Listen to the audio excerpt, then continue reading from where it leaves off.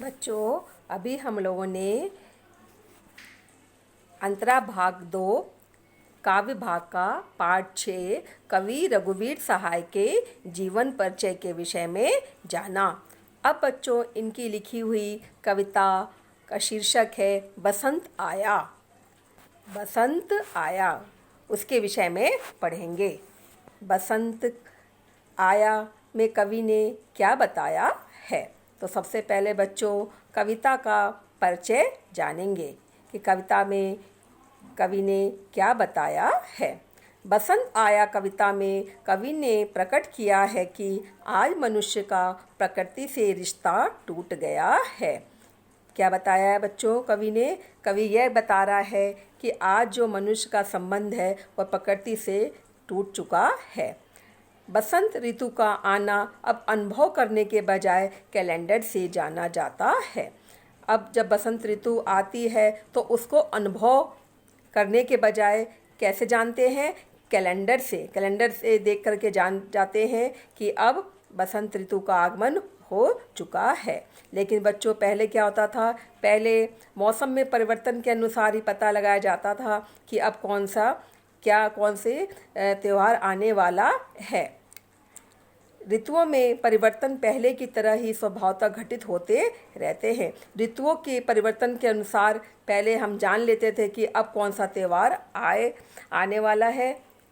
अब क्या या उससे प्रकृति में हो रहे परिवर्तन से भी जान लेते थे कि अब कौन सी ऋतु आएगी या कौन सा त्यौहार भी आएगा।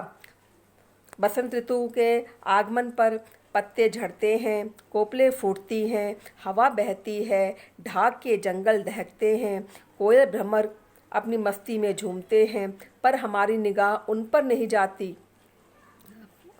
हम निरपेक्ष बने रहते हैं। देखो कितने सारे परिवर्तन बच्चों होते हैं जब बसंत का आगमन होता है, लेकिन हम फिर भी नहीं जान पाते हैं। हम क्या करते हैं बच्चों? कैलेंडर को देखते हैं। प्रकृति से अंतर व्यक्त करने के लिए कवि ने यहाँ पर देशज शब्दों का भी प्रयोग किया है। इस प्रकार बच्चों ये बसंत आया कविता का छोटा सा ये परिचय था। चलिए बच्चों अब हम काव्यांश के बारे में पढ़ेंगे कि काव्यांश इस प्रकार है।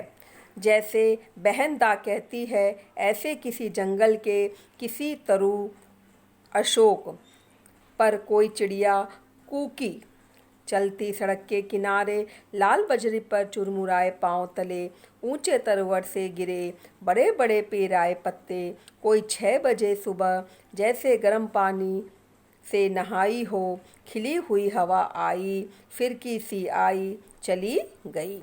ऐसे फुटपाथ पर चलते चलते कल मैंने जाना कि बसंत आया। देखिए बच्चों, सबसे पहले संदर्भ के बारे में जानेंगे कि संदर्भ क्या है। प्रस्तुत पंक्तियाँ हमारी पाठ्य पुस्तक अंतरा दी गई कवि रघुवीर सहाय की कविता बसंत आया से उद्धृत हैं।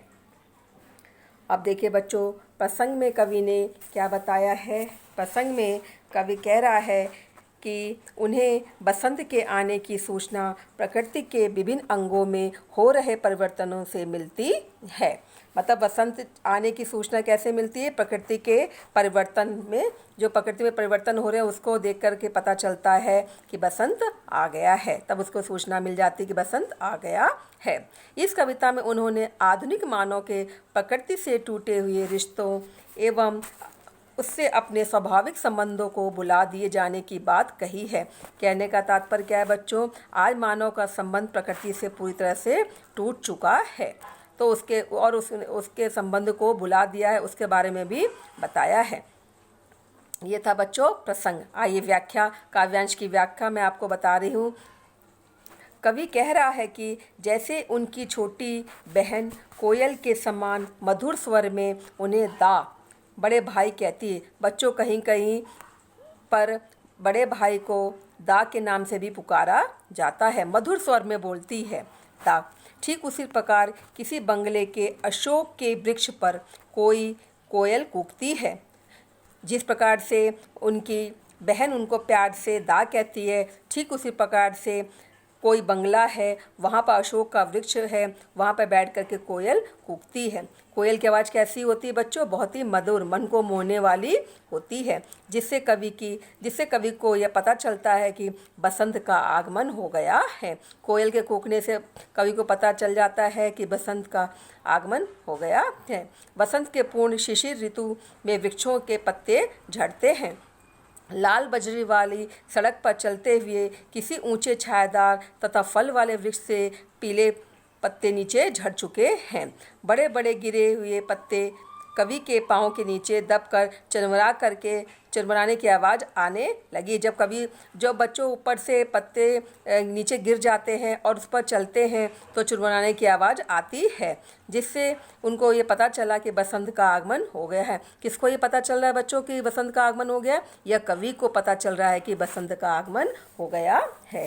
प्रातःकालीन बसंत की हवा में बिल्कुल ताजगी भरी हुई होती है। आप कभी सुबह जल्दी अगर उठते हो तो आप बाहर आकर के देखो तो कितनी अच्छी हवा ठंडी ठंडी चलती है, जो ताजगी भरी हुई होती है। वह इतनी स्वच्छ होती है मानो जैसे वह अभी गर्म पानी से नहा करके आई हो।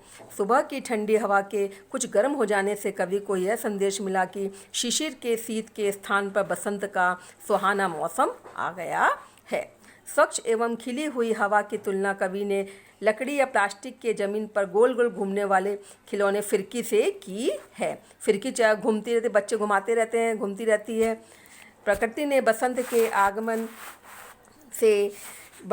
में घटी विभिन्न घटनाओं से हुए प्राकृतिक परिवर्तनों ने उन्हें बसंत के आगमन की सूचना दी है। मतलब काफ़ी परिवर्तन जो प्रकृति में हमें देखने को मिले हैं, उसके द्वारा कवि जान लेता है कि बसंत का आगमन हो गया है।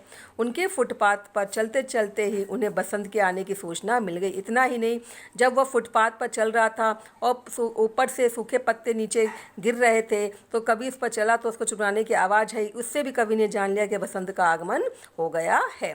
कवि कह रहा है कि प्रकृति हमें अपने नित्य कर्मों से अपने विषय में संदेश देती है। जो परिवर्तन हमें देखने को मिलता है उसके द्वारा भी हम जान लेते हैं कि ये बसंत ऋतु का आगमन हो गया है। यह संदेश भी देती है।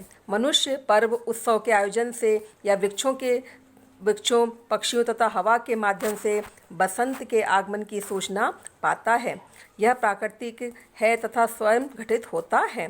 इस भागदौड़ भरी जिंदगी में कवि का हृदय ही इन परिवर्तनों को जान पाता है, जबकि एक साधारण आदमी इन परिवर्तनों के प्रति संवेदनहीन ही बना रहता है।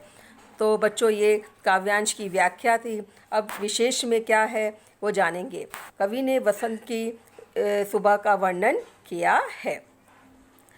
दूसरा बच्चों, सुबह तथा हवा का ताजगी भरे जो वातावरण को सुगंधित करती है उसके बारे में भी कवि ने यहाँ बताया है। इस प्रकार से बच्चों ये काव्यांश की सप्रसंग व्याख्या थी। उम्मीद है आप लोग को समझ में आ गया होगा।